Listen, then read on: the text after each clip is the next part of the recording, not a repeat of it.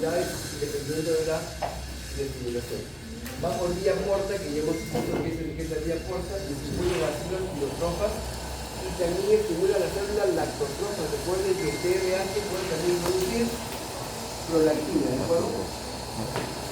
Estimula el TRH, el TSH prolactina, y sobre todo cuando estimula la liberación del TSH, esta liberación se hace de manera bimodal, aumenta la liberación esta que está almacenada en el hipófisis y luego incrementa su síntoma.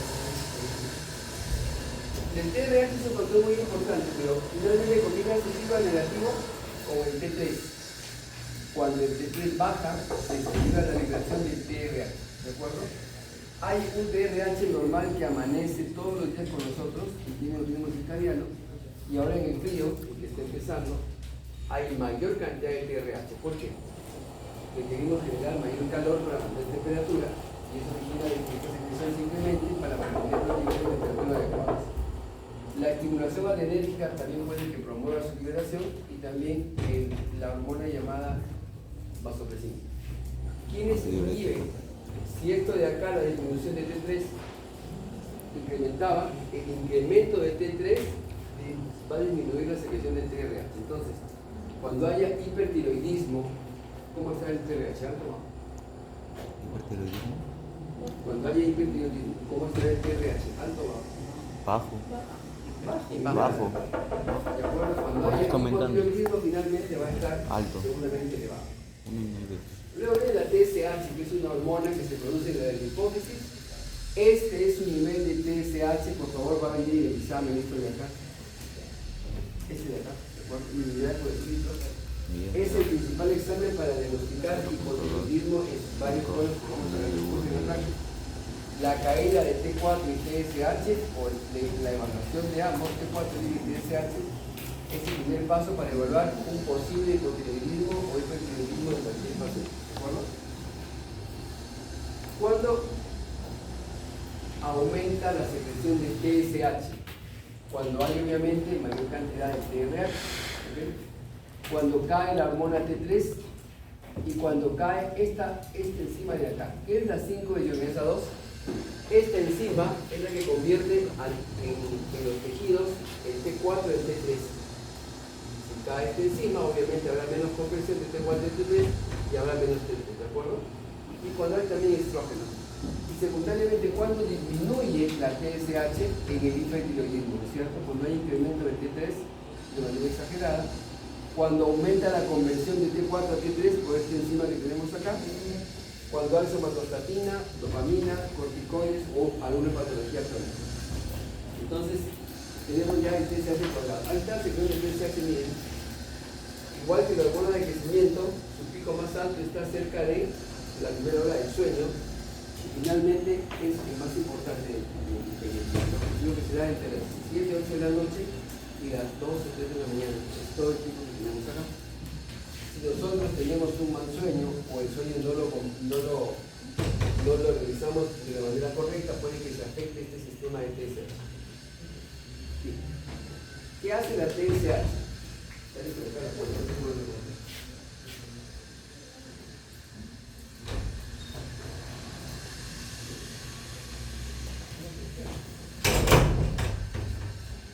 La TSH hace todo lo que es necesario para formar hormona tiroidea, es decir, origina inducción de pseudópodos en el borde de cepilla, que vamos a ver después.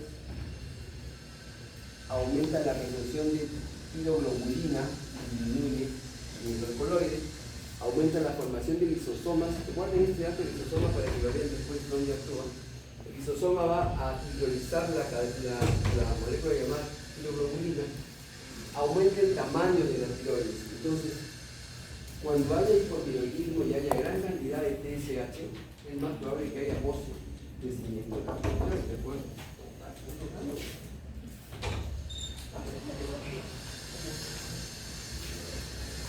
¿De acuerdo? Entonces, es más posible que haya bocio en el hipotiroidismo que en el hipertiroidismo.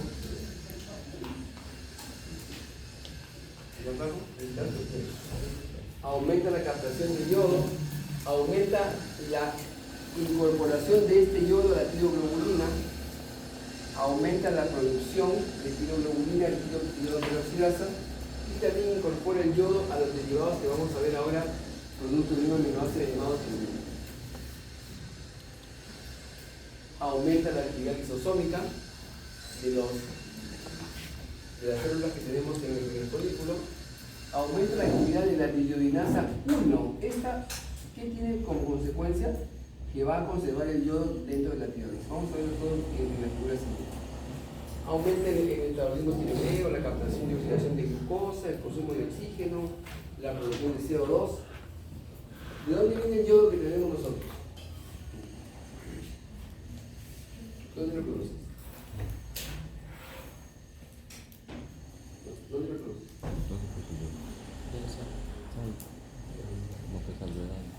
No lo produces, todo viene de la dieta.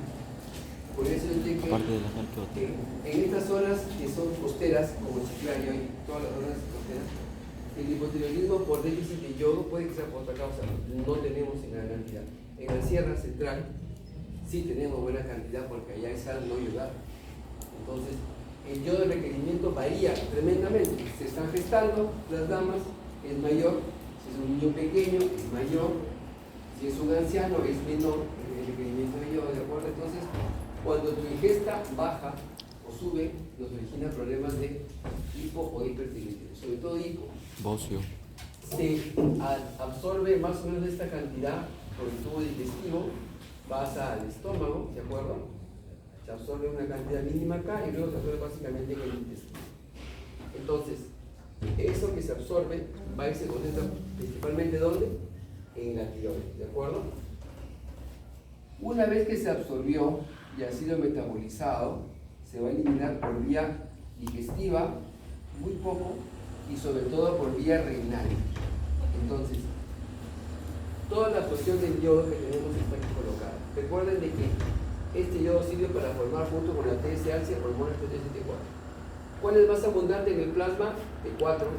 ¿Cuál dura más tiempo en el plasma? T4. Tanto dura de que ese yodo que está colocado en T4 realmente se considera como un almacén pequeño de yodo para posterior formación de hormona tiroidea. ¿Qué pasa cuando cae la...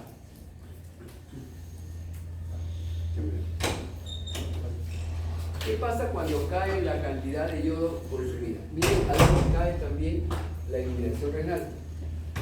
Se absorbe todo el yodo posible, inclusive se absorbe mucho más de lo que está calculado, la captación de yodo tiroideo sube al doble.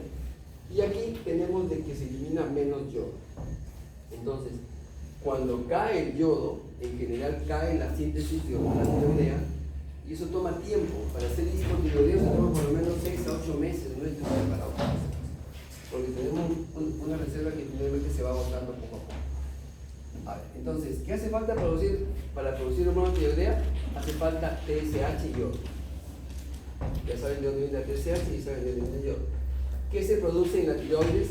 Se producen varias hormonas, no solo T3 y T4, vamos a ver qué se producen más. ¿Quién lleva las hormonas tiroideas? Esta proteína llamada proteína ligadora de la tiroxina, TLG, y también en pequeña parte la albúmina. La T4 libre es mucho más abundante que la T3 libre. ¿Por qué? Porque la T4 libre, 30-50% se va a convertir en T3. ¿Cuál es la forma más activa de hormona tiroidea? La T3, más potente, más rápida que la T4, y su vida media, como hemos comentado, es mayor de la T4 casi una semana, y la T3 es apenas un día y medio, ¿de acuerdo? 30 horas. Entonces, ya teniendo ese acercamiento, ¿qué pasa cuando el yodo llega a la tiroides? El yodo reacciona con la tiroxina en la tiroglobulina, una molécula que vamos a ver ahora, y forma precursores monoyodotironina y diyodiyodotironina. Entonces, si forma estos precursores, mono más di forma T3, la forma activa, 2-di que forman tetra, entonces tetrayoditironina o tiroxina y diyodiyodotironina son las dos hormonas que se forman después de haber formado unos derivados mono y diyodados. Se almacena todo esto de acá en la tiroglobulina. A eso se le llama, a incorporar un elemento extraño a tu cuerpo, colocarlo en una proteína y luego formar hormonas tiroideas se llama organificación del yoduro. Aquí está. Entonces vemos, primero se capta el yodo por la célula coloidal que tenemos aquí arriba, ¿de acuerdo? En la hermana basolateral se capta el yodo, ¿sí? La TSH favorece este cotransporte. ¿Qué es cotransporte? Pasas tú y paso yo. Este cotransporte lleva el yodo a estos niveles, el yodo llega para acá y acá hay un antitransportador, ¿cómo se llama? Pendrina, ¿de acuerdo? Este antitransportador, llamado pendrina, permite que ingrese el yodo y saca cloro de lo que tenemos en el color. Este es el color. Ya el yodo llevó el color que está por acá. ¿Qué favoreció este paso en la llamada hormona tiroperoxidasa? Entonces, el yodo se oxida por la tiroperoxidasa, pasa de esta forma media oscura a una más clara, y el yodo oxidado va a la molécula llamada tiroglobulina. Cuando se mete esta molécula, puede que los aminoácidos de ahí les coloque un yodo, en este caso hay dos yodos, un yodo, dos yodos, y se forme la hormona T3 y T4. Sin embargo, también hay derivados diyodados y monoyodados. Todo eso está guardado ¿dónde? En la molécula de la tiroglobulina, ¿de acuerdo? Esta molécula formada sale por acá, ¿lo ven acá? Sale la molécula, y acá los lisosomas ya comentados al inicio intervienen para romper esta molécula y destruirla. Se rompe y ¿qué sale? T4 y T3 hacia afuera, hacia el plasma, y estos derivados de acá no tienen actividad biológica, entonces se van a quedar en la tiroides por acción de qué hormona? La 5-hidrogenasa 1. La que está en el plasma se llama 5-hidrogenasa 2. ¿De acuerdo? Entonces se recaptan y se quedan como un pool de yodos para que posteriormente se formen más hormonas tiroideas. Entonces, acá se da la proteólisis de la TSH, rompe esta molécula, forma 3-T4, se distribuye la secreción de esas hormonas al exterior, pero lo que quedó aquí en estos derivados no activos biológicamente se recapta a la zona folicular. Vimos que la ruptura de esta molécula de tiroglobulina por enzimas lisosomales se liberan las enzimas y los precursores. Estos precursores luego se recapta por la hormona hidrogenasa 1, pasan a través de sanguíneo y finalmente la cantidad que pasa de T4 y T3 sigue siendo muy diferente, ¿de acuerdo? La T3 se forma del metabolismo de T4 en los tejidos por acción de otra enzima, se llama 5-hidrogenasa 2. Esto pasa fuera de la tiroides y lo que pasa dentro es la 5-hidrogenasa 1. ¿Ok? Ahí tienen ustedes, miren, los derivados de la tironina. Esto es tironina, ¿de acuerdo? Yo le arrimo un yodo, monoyodotironina, dos yodos, diyodtirosina, tres yodos.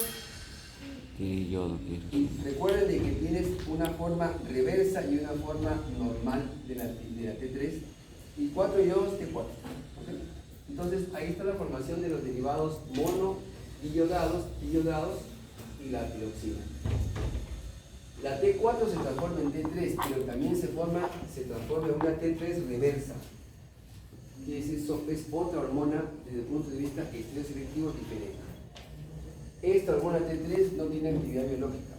¿Se forma dónde? En la placenta, en la piel y en el cerebro. ¿De acuerdo? La T3 que sí funciona se forma a través de la 5-hidrogenasa 1, acá está el en la tiroides, el hígado, el riñón, y también se forma en el cerebro, en la pituitaria y en el tejido sanguíneo. Entonces, esta sí es eficaz, esta de acá no es eficaz. Más o menos el 50% de lo que se produce de la T4 a T3 va a la T3 reversa.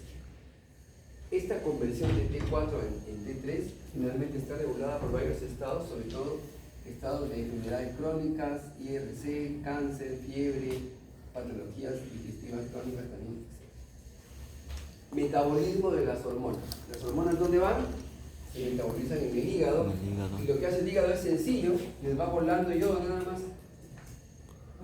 La tetrayodo le vuela un yodo y te genera 2 T3, le vuela un yodo y te genera 2 diyodo, le vuela un yodo y te genera 2 monoyodo. Y rápidamente se van a eliminar por vía renal y por vía digestiva. cuando esta conversión de T4 a T3 disminuye. Básicamente, durante el feto, durante la vida fetal, cuando haya desnutrición, patologías hepáticas importantes, y hay también medicamentos, ¿no?, que se usan básicamente para bloquear la producción excesiva de hormona tiroidea, el propiltiuracilo, los corticoides, el iopodato y el propanolol. Y también cuando hay cavidades en entonces esas condiciones disminuyen esta interconversión del T4 al T3. ¿Dónde actúan las hormonas tiroideas? Actúan como todas las hormonas en el núcleo celular, ¿de acuerdo?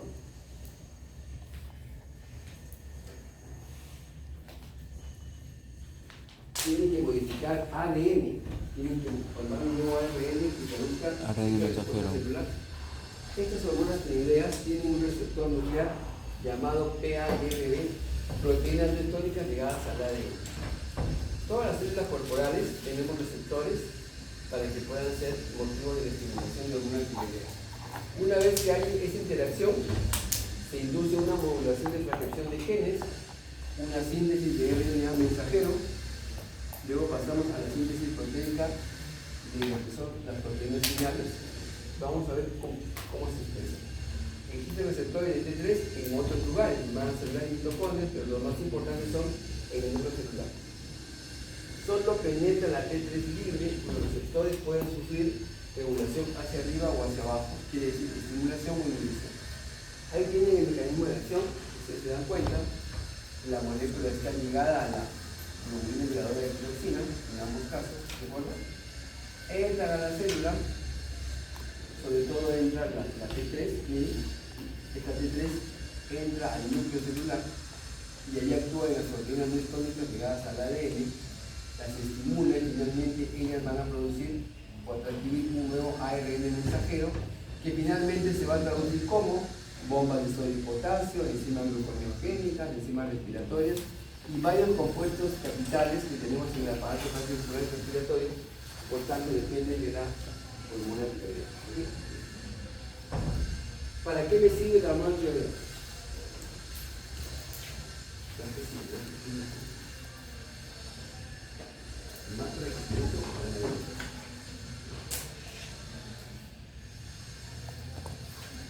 Yo les pregunto en el examen, la hormona tiroidea, cuando define el crecimiento de una persona, eso se queda en la primera infancia.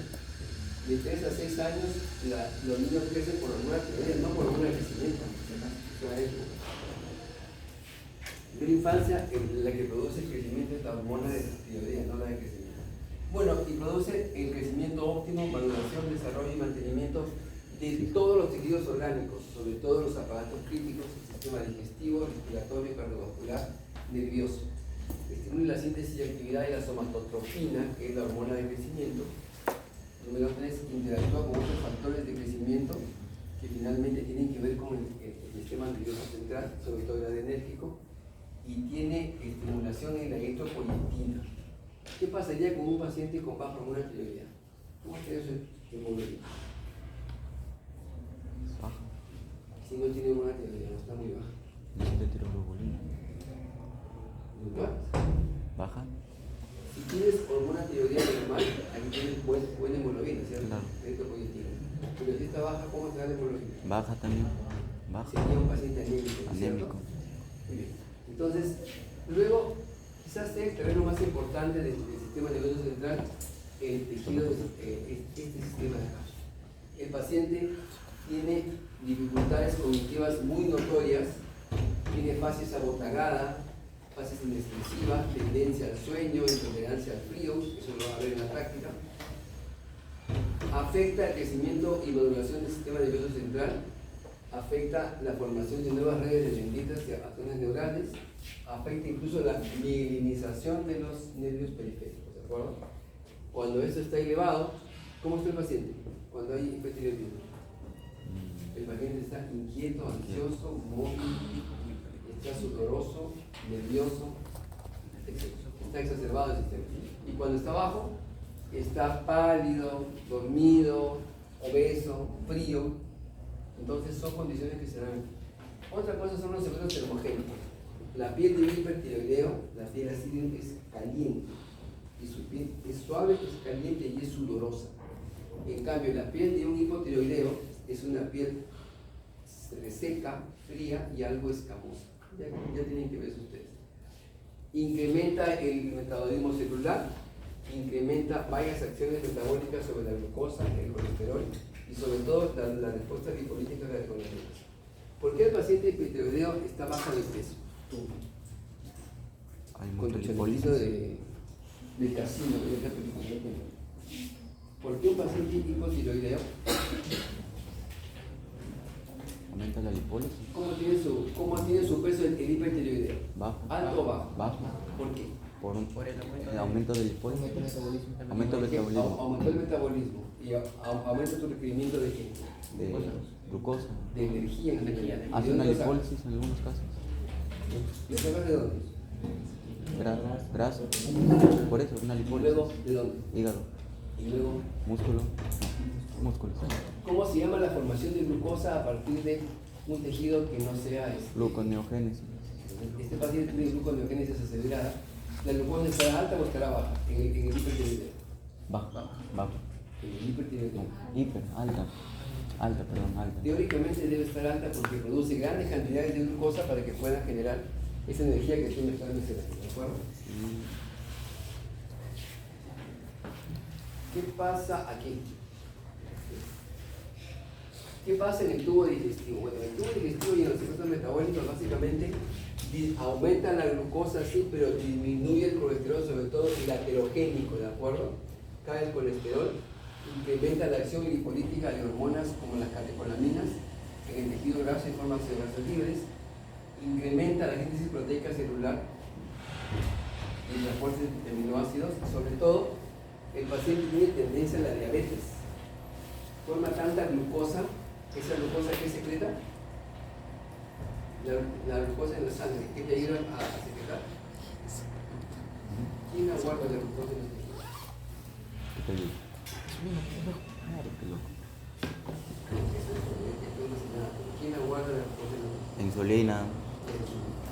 Entonces, como tú tomes tanta insulina, que a cada rato haces que el receptor de insulina se vuelve insensible y te modifica la curva de la glucosa. Eso puede hacer diabetes por la toma de estas cosas, ¿de acuerdo?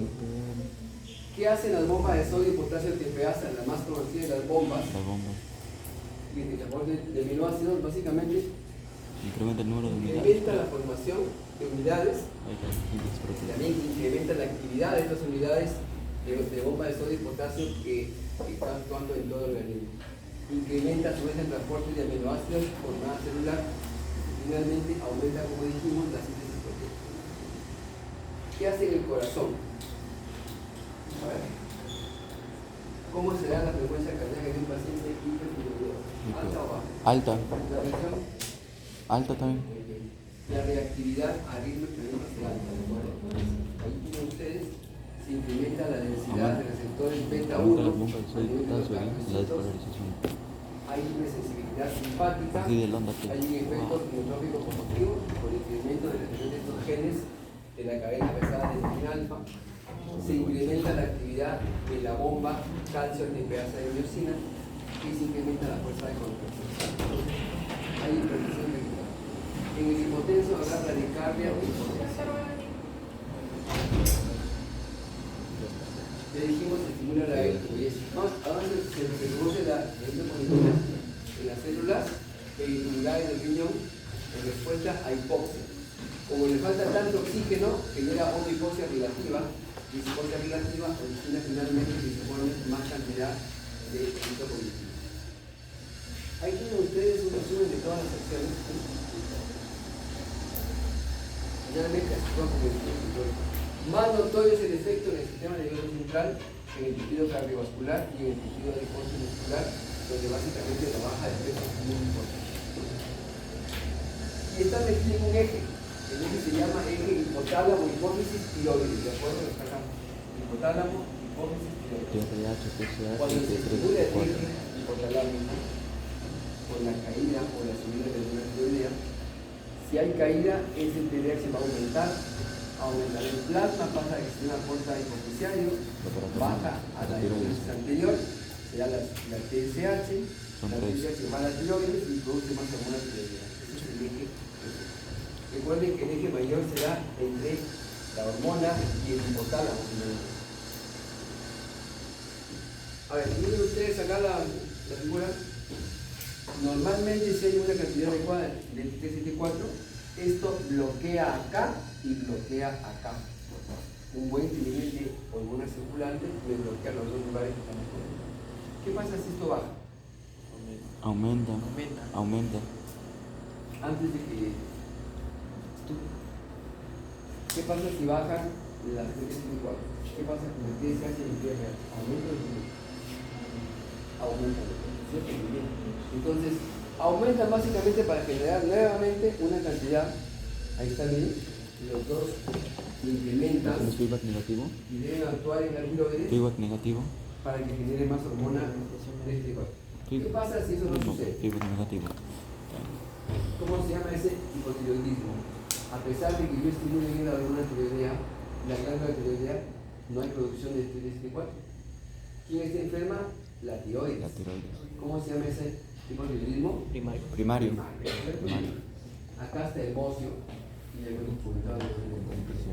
Ahora, entonces tengan cuidado con el hipotiroidismo y sobre todo con las funciones clínicas de cada uno de ellos. ¿Dónde están las paratiroides? Están en la parte posterior de la tiroides, ¿de acuerdo? En la parte más posterior, justamente en los lóbulos posteriores. Pueden ser 3, pueden ser 4, pueden ser 5, generalmente son 4. Anatómicamente no se van a diferenciar nunca de los tejidos secundarios. Tienen dos tipos de células principales y células oxifílicas. Estas principales son las que producen paratormona. Y las oxifílicas son células de sostén, a pesar de que en algunas literaturas están que no están evidenciadas finalmente con una función bien definida, ¿de acuerdo? Están todas bien definidas. Sin embargo, son células de sostén y de nutrición de las células principales que producen lo que es paratormona. Sí. Paramos ahí por favor 5 minutos.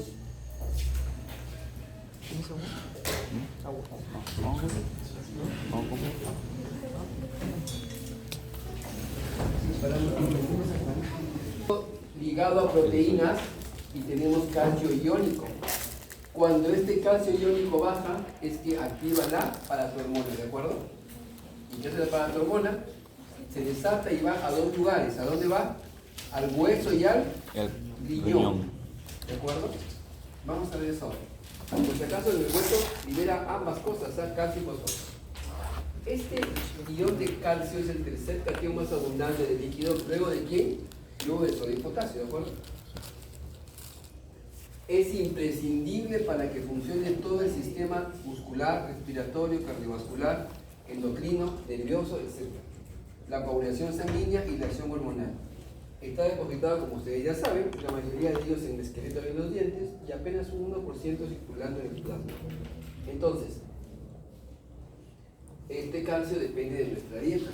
Si yo no como buena cantidad de calcio, ¿de dónde lo voy a sacar? Del hueso. ¿Quién lo va a sacar? La paratormona. Siempre y cuando caiga debajo de un nivel crítico, nuestro nivel de calcio, ¿de acuerdo? Entonces, la dieta en general, ¿y de qué depende la dieta? ¿O de qué depende la ingesta? Del estado físico. Un niño quiere más calcio que un paciente anciano, una gestante quiere más calcio justamente porque está formando un tejido óseo nuevo, y eso va a generar de que nuestro nivel de calcio pueda caer a un nivel alarmante. ¿El calcio dónde está? A ver, ¿en qué alimento? Solo para saber. A ver. ¿No? En el huevo. Los lácteos. La leche de vaca dice para los becerros, por si acaso no sé para nosotros, no sé por qué. Tiene más calcio la soya que la leche. Ese calcio de la leche tiene una... ¿Cómo tomar la leche? Bueno, están haciendo una campaña a nivel mundial. Por cada litro de leche se gastan 10.000 litros de agua y se consumen más o menos 2 campos deportivos de pasto por cada litro de leche. Pues ya está que la gente está que se va en tendencia a tratar de mejorar y tomar alternativas más sanas como leche de almendra.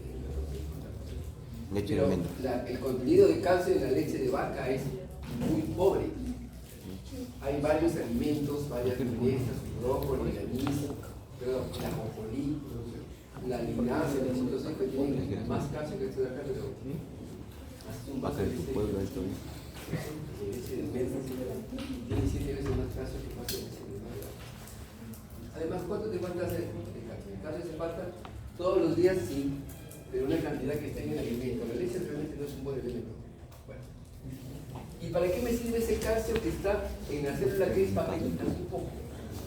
Este calcio que es mínimo, de 0,1 milimol, miren, nada realmente, sirve para, ¿se acuerdan? La contracción muscular, liberar neurotransmisores, generar el potencial de acción en respuesta en el músculo cardíaco, el acoplamiento para las glándulas, el acoplamiento muscular, el automatismo cardíaco, esta cantidad tan pequeña. ¿De quién depende? Del calcio iónico. ¿Y para qué sirve el otro calcio iónico? Sirve para que el hueso se mineralice y se nos dé el fenómeno de la coagulación. Perdón, aquí están, miren, ¿quiénes aumentan el calcio en sangre? Paratormona y calcitriol. ¿Quién lo controla o lo disminuye? Calcitonina.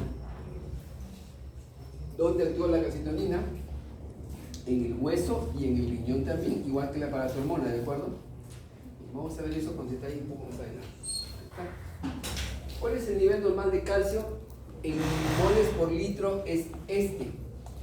En miligramos es este, en el adulto normal, ¿de acuerdo? ¿Cuánto está ionizado? La mitad, ¿de acuerdo? Está en el adulto, está la mitad. ¿Okay? Ese es el que importa realmente. Ahí tenemos el calcio ionizado intra y extra. ¿Qué pasa cuando el calcio baja en la sangre? Lo que pasa es que se libera para tu hormona, ¿cierto? Una hipocalcemia. Las células principales tienen sensores de calcio que cuando detectan que el nivel está debajo de 8.5 o menos, libera paratormona. ¿Dónde actúa directamente la paratormona? En el hueso y en el riñón. ¿Dónde actúa indirectamente? En el intestino. ¿Por qué? Porque de las actividades que hace en el riñón, una de ellas es aumentar la última fase de la formación de vitamina D que sirve para la absorción de calcio en el intestino, ¿de acuerdo? ¿Qué hace en el hueso? Aumenta la resorción y libera calcio. ¿Qué hace en el riñón? 3 tareas. Aumenta la producción de vitamina D de forma activa, aumenta la retención de calcio, pero también disminuye la retención de fosfato de manera que este se va a perder por la vida. Dadas estas condiciones, se incrementa el nivel de calcio. Aquí tenemos lo mismo básicamente ya con valores.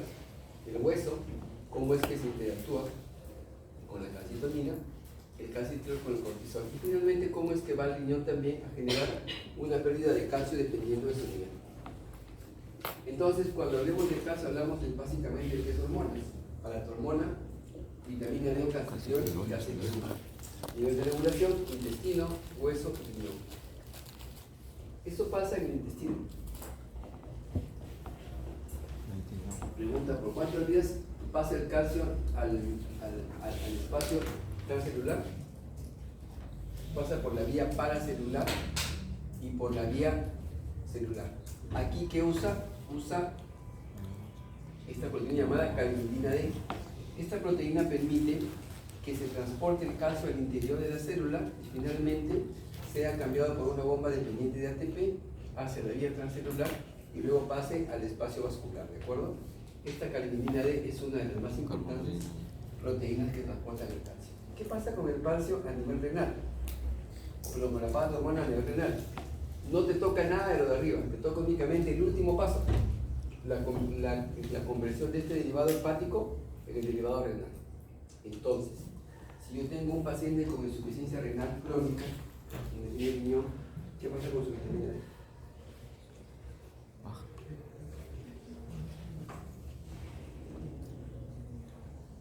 El paciente no tiene riñones ya. Caso que se puede colocar en el cuerpo. La vitamina D aumenta o Disminuye. y si disminuye, ¿qué pasa con el calcio? ¿Se absorbe o no? No se No se reabsorbe. absorbe. ¿Qué pasa con la paratormona? ¿Se dispara o no se dispara? Se dispara. Entonces, el paciente renal que ya no tiene esta posibilidad de formar esto, tiene lo que se llama hiperparatiroidismo secundario. Quiere decir, le aumenta la paratormona por una causa identificada, ¿de acuerdo? ¿Qué pasa con ese paciente? La paratormona incrementa. ¿Qué pasa con tus huesos? Desalcificados. Sí, Desalcificados, ¿era? se llama osteoesclerosis. Oh, sí. Entonces, viene la secuencia de eventos. Muy bien. Pasa finalmente eso, ¿no es cierto? Si no tenemos riñón, no tenemos esta vitamina y debes tomarla por vía exógena. ¿Qué hace la paratormona en el hueso? Aumenta la resolución ósea, ¿no es cierto? Osteoblastos. ¿Quién lleva a cabo esa tarea? Osteoblastos. Los osteoblastos. Bloquea al osteoblasto, aumenta la formación, el número y respuesta de osteoclastos. Los osteoclastos finalmente origina la liberación de calcio ¿de dónde? De las lagunas óseas de acá. ¿Dónde está acá? Aquí. ¿Te acuerdan que el osteocito quedaba en una laguna ósea? Ahí se libera no solo calcio, se libera fosfato cálcico. ¿De acuerdo? ¿Y cómo lo hace? Bueno, lo hace en dos fases. Hay una fase rápida y una fase lenta.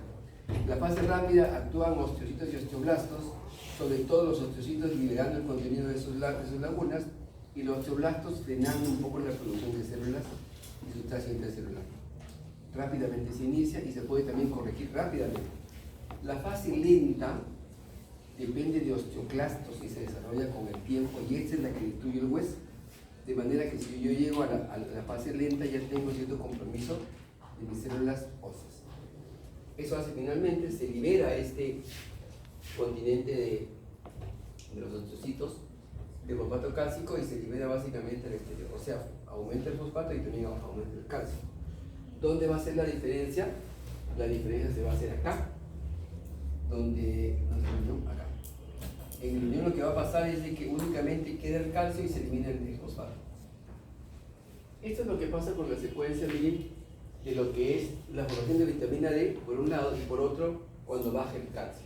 Paratormona actúa en dos órganos, hueso y riñón. En el hueso libera el calcio del plasma con el fosfato y en el riñón aumenta la reabsorción de sodio, quiere decir cae su pérdida por orina y aumenta la formación de vitamina D. Estas dos cosas finalmente, sobre todo la vitamina D va al intestino y aumenta la absorción de calcio en ese nivel, ¿de acuerdo? ¿Y la vitamina D cómo es? Se forma con la luz solar, ¿recuerdan? La luz solar, forma vitamina D3, pasa al hígado, en el hígado se forma el 25-hidroxicalciferol, pasa al riñón. Aquí actúa la paratormona, como ustedes pueden ver, ¿de acuerdo? Actúa estimulando la actividad de la 1-hidroxilasa, este es un hidroxilo más, y ya lo formas como la vitamina D en forma de. ¿Qué hace la paratormona? Directa, hueso y riñón, ya lo hemos visto, indirecta en el intestino. La paratormona evita la hipocalcemia, que es tan deletérea para nosotros. ¿Cuál será un paciente con hipocalcemia? ¿Cómo estará su presión arterial? Baja. ¿Qué síntoma tendrá a nivel de sus nervios periféricos? Y sabemos que el calcio hace falta para que se liberen neurotransmisores. Síntomas que tendrá en el sistema nervioso a nivel periférico, si sabemos que el calcio hace falta para que libere neurotransmisores. ¿Se acuerdan? Debilidad muscular y parestesia. La condición nerviosa está alterada y el paciente tiene parestesia, ¿de acuerdo? ¿Qué es la calcitonina secretada cuando el nivel de calcio supera los 8.5 o 9 miligramos por decilitro? La secreta las hormonas parafoliculares de la tiroides en respuesta al incremento de calcio, ¿de acuerdo? Cuando hay hipercalcemia se aumenta, cuando hay hipocalcemia disminuye. Tiene 22 aminoácidos. En el hueso disminuye la reabsorción ósea actuando en el bloqueo de los osteoclastos y también el riñón aumenta la eliminación de calcio, o sea, lo contrario a lo que ha hecho la paratormona, lo va a hacer en algunos lugares. Este es el nivel normal de calcitonina, más o menos de 15 a 19 microgramos por decilitro, dependiendo si es varón o es mujer. Y finalmente se toma como una prueba básicamente para ver si hay respuesta de la glándula tiroides. Bueno, esto tuvo que ser antes. La vitamina D, cómo funciona, qué es todo lo que hace y básicamente lo que forma. Tenemos acá también está el intestino, bueno, esto también era anterior. Sí, lo mismo con las carnitinas que se forman en este nivel y cómo es que el transporte del calcio se puede dar por vía paracelular y también intracelular. Calcitriol y riñón. El calcitriol en el riñón lo que hace es inhibir la actividad de la alfa-hidroxilasa ante un aumento de la concentración de hidroxilo. La calcitonina inhibe la actividad de esta enzima que es justamente la que forma vitamina D. Y la PTH la estimula, ¿de acuerdo? ¿Qué pasa en la paratiroides? Las células paratiroideas inhiben justamente la calcitonina, va a estos receptores y ahí mismo en la paratiroides bloquea la producción de más paratormona, o sea, actúa también en varios niveles. Ahí tienen la paratormona, miren sus niveles, 1565 picogramos por mililitro. Recuerden el concepto de hormonas, ¿no? Cantidades muy pequeñitas que actúan a distancia y de manera muy eficaz. Su inicio de acción es a las 2 a 3 horas, de acuerdo con el incremento de la actividad osteoclástica. Luego viene una tarea de largo alcance, con lo que es la absorción intestinal, dentro de minutos básicamente, con lo que es las células oxocíticas. El feedback que lo hace con el calcio plasmático, actúa a nivel celular, básicamente aumentando la vitamina D, la resorción renal de calcio y la resorción de hueso, sobre todo en el hueso lumbar.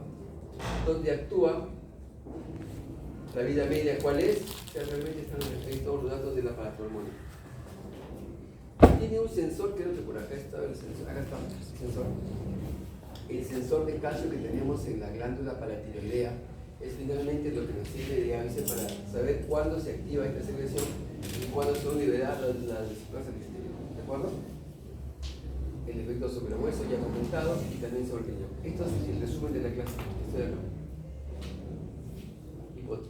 Hipocalcemia, estimulación ósea, estimulación renal. ¿De acuerdo? Última diapositiva es esta de acá. Es todo lo que hemos conversado está resumido. Cuando cae el calcio, fácil. Cuando sube el calcio se activa la calcitonina, pero cuando cae se libera la paratormona. La paratormona tiene actividades, ya hemos dicho, directas e indirectas. Estas mismas actividades son bloqueadas por la calcitonina. La calcitonina hace lo inverso a lo que están viendo ustedes acá y finalmente trata de mantener el calcio en el cerebro. ¿Qué órgano protege la calcitonina? ¿Qué órgano protege la calcitonina? Protege el hueso. Hace que esta calcitonina, el hueso se sigue saqueando de calcio y finalmente puede originar osteoporosis. Ok, muy bien chicos, quedamos ahí por ahora. Y la próxima clase toca páncreas. El grupo de práctica, vamos a hacer tiroides,